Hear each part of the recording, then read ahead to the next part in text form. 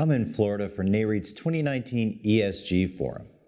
Joining me today is Ron Becker, Director of National Operations and Sustainability with Federal Realty Investment Trust. Ron, thanks so much for joining us. Thank you for having me.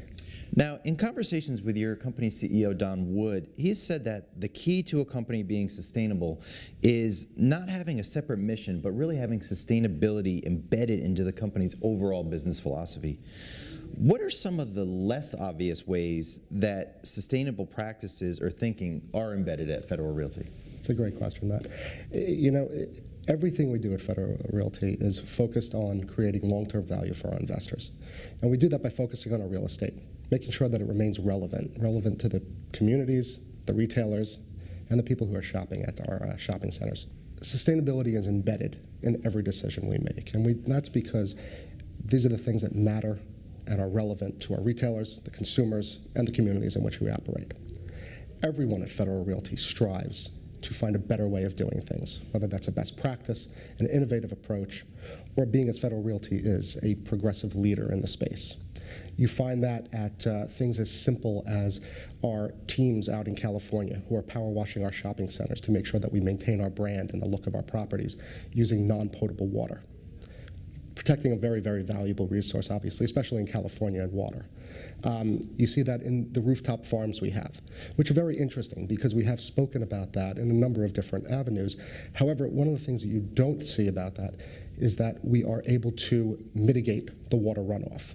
We're able to, and we foresee, having a longer term to the roofs that are on our buildings as a result of the protection that they have, as well as allowing us to keep the heating and cooling costs at a lower price. But the best part about that is that we have an urban rooftop farm right in the middle of Rockville, right in the middle of Bethesda, where we're able to engage with the community, the residents, the people who are our tenants in our office buildings through consumer-supported agriculture. So they're actually able to buy product right off of a rooftop in the middle of Rockville.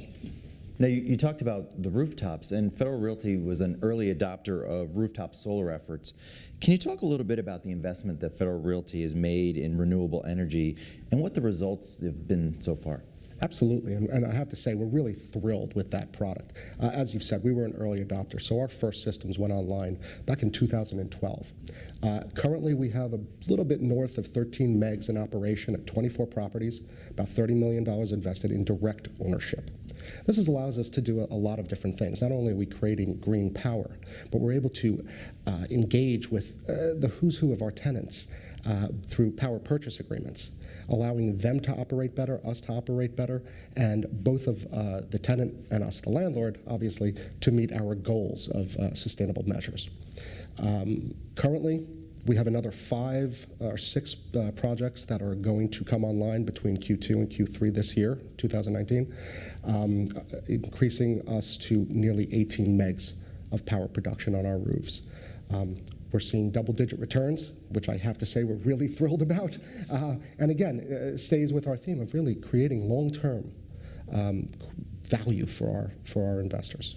The G in the ESG framework has really been the toughest area for a lot of companies to quantify as they try to explain what they're doing. How does Federal Realty look at governance in an ESG context, and how is it intertwined in your overall efforts? Governance creates the framework for how decisions are made, how you communicate that through the organization, and how you hold people accountable. The framework for any governance is really about having people there that care about and prioritize putting the company in the best position to create long-term growth and value for the shareholders. And we believe that starts with the board, works its way through the management team, and then ultimately through the entire organization.